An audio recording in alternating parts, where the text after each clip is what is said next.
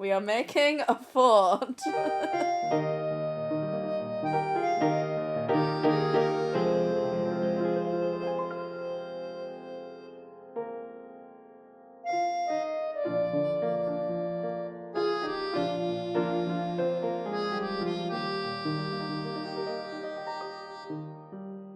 A theme of one of the questions I kept seeing in the comments was, like, what is it like to grow up? Or is it okay to grow up? Or how do you feel grown up?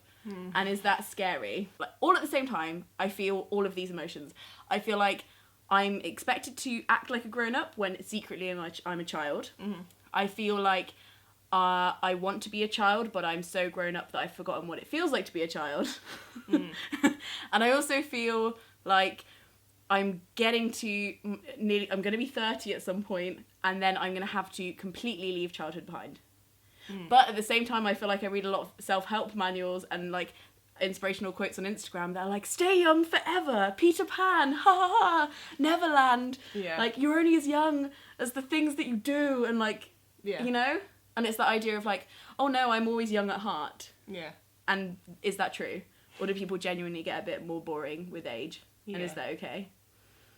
But yeah, not that we need to answer that. But like, at one point I thought about getting a Peter Pan tattoo because it would symbolise Neverland and how I was never really going to grow up. But then I also think that one of the questions was what do you value most in another person? And maturity is a big part of that, which is what you said as well. We worked this out yesterday.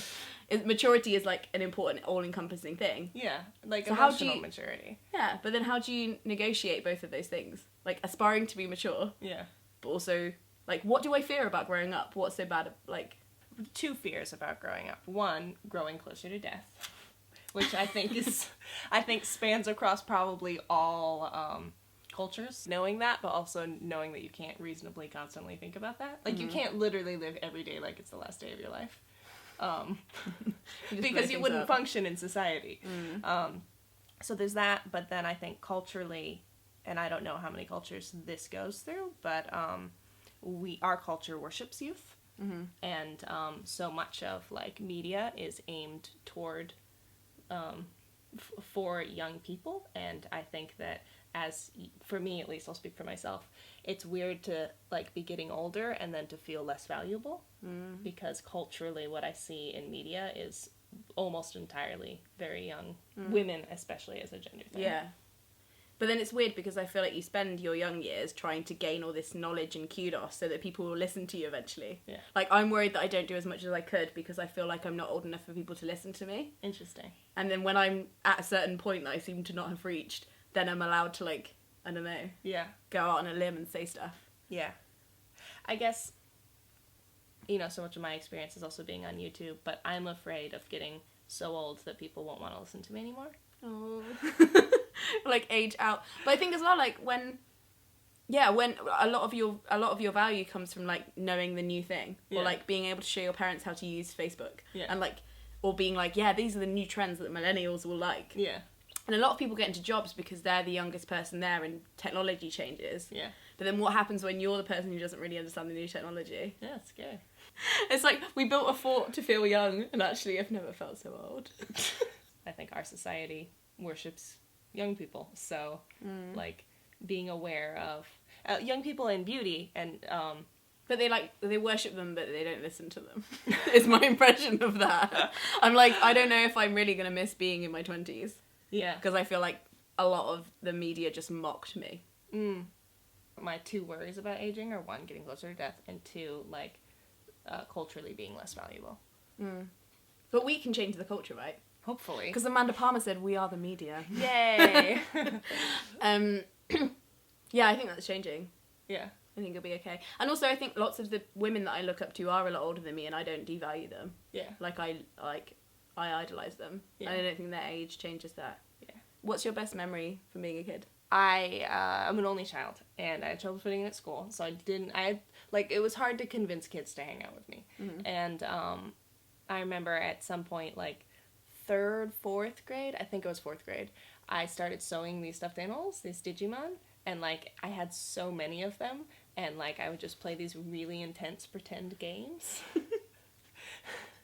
And I have this one specific memory of laying on my neighbor's trampoline looking up at the sky, and it was a really hot, humid day, but it was also stormy, and I was laying with my stuffed animal, Mimi Mon was her name, and looking up and thinking, like, danger's coming, and, like, I'm gonna be the one who's gonna save the world, and, like, feeling, like, kind of scared and also excited within this pretend game, to be clear. Yeah. I understood it was pretend.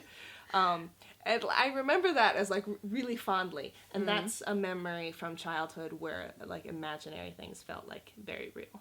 But you could live in both worlds at the same time, and it wasn't like, we should do that more. Yeah. Because But I feel also like, at the time, I remember feeling like I know that I'm too old to be doing this.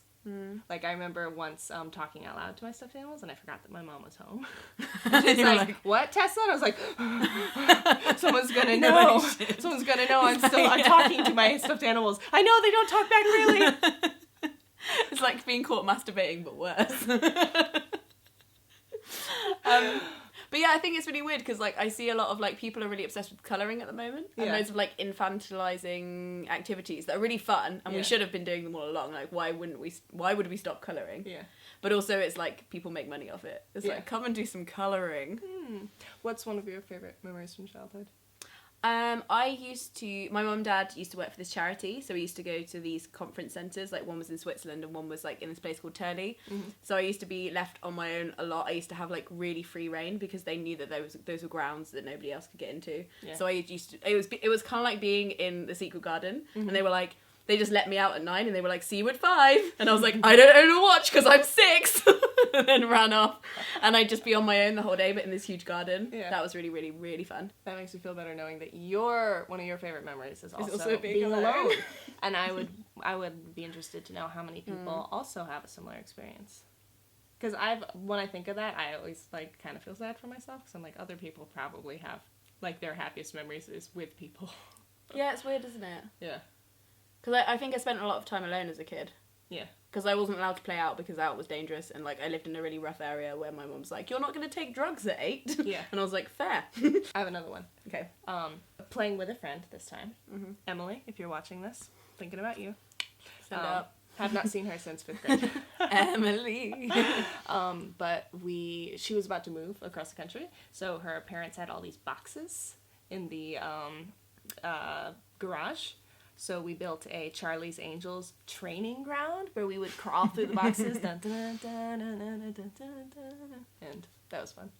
Again, it was the idea that this, like, imaginary thing felt very real and very, like, there was some creativity in building it and then being like, I'm training. That's why I kind of like YouTube, right? Because I feel like people create things together and that's how they form friendships, and that is a lot more familiar to me than the adult way of being friends with people, which is playing and having fun and then going to the pub or meeting up over some adult drinks or, like, dinner and talking about the play and being like, oh, what did you do with your week? Well, I did this and then I did this and then I did this and this is how I feel about it. Yeah. Not, like, actually doing things with people. It's usually, like, very much more, like, reported. Yeah. What did we do today? I feel like I had a really pleasant day. We explored. Yeah. And we went for breakfast. That restaurant that it was like a bunch of different rooms smashed together. That was awesome. Yeah, it was like an old woman's house. It's called Edith's Place. Yes. It's beautiful. And we met a lot of dogs. Yes! That was like safari. There were many dogs. So many dogs.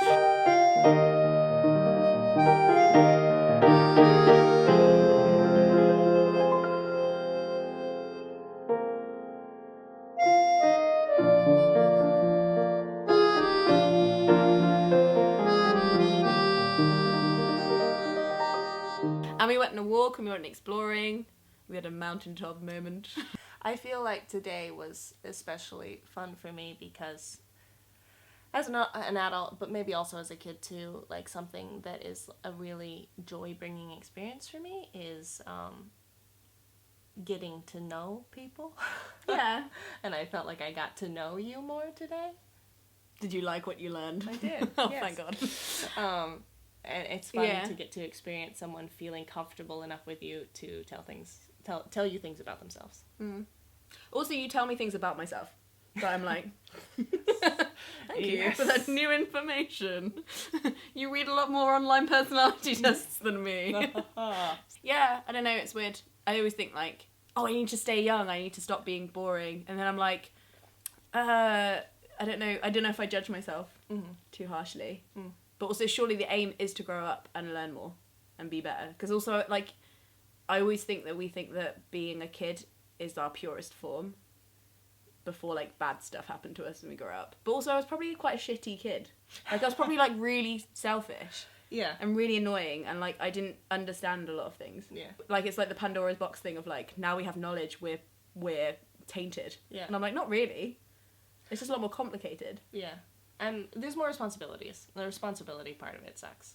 But I would say that I'm definitely a happier person as an adult than I was as a teenager or a child or an early adult, early 20s. I feel like I'm the most, like, level and, like, happy, and I know myself the best. I'm the least anxious I've ever been. Like, anxiety was a big problem. Just living for a few years and yeah, just like, what did you do to solve that anxiety? I just lived. Yeah, kind of. Kept living. Just kept living. And doing things that, like, were uncomfortable and unnatural, and then just through, like, constant exposure becoming more comfortable. Yeah. With living. But yet closer to dying. One summer closer to death. Is there a difference between to grow up and to be a grown-up? Define a grown-up. Somebody who is your parent and has a more boring life than you. I remember sitting on the toilet very vividly as a child, and my mum was obviously helping me go to the toilet because I was like, I don't know, 3 or 4. And she was asking me what I wanted to be when I grew up, and I was like, I want to be a vet. And kind of an astronaut, but maybe probably a vet. And then I remember looking at her really sincerely and being like, what do you want to be when you grow up? And she looked at me and she was like, I am grown up. And I was like, what do you do? She's like, I'm your mum. But yeah, I remember vividly there being grown up time, and also because my mum and dad used to live in Brazil, they both speak fluent Portuguese. So there was also a grown up language. Yeah. So they still make conspiracies against me and my brother, or like tell secrets in Portuguese over our heads. Excellent. So there was like literally a grown up language, and grown up time was like a thing in capitals. There was like, it's grown up time now, which meant that like, go to the garden. Yeah, get out. Yeah, I suppose to grow up is to like be in on a secret. And I feel like I haven't been let in on the secret. Yeah. But maybe the thing is that like the emperor has no clothes, there is no secret. That is my suspicion, that there is no secret. Or if there is a secret, then I haven't grown up yet. You're looking at the wrong people. Yeah. I just think in the comments there was lots of like worry, like, oh, like people were just worried basically about aging. Yeah. And like what that entailed. So there's lots of stages of things you have to do or don't have to do. Yeah.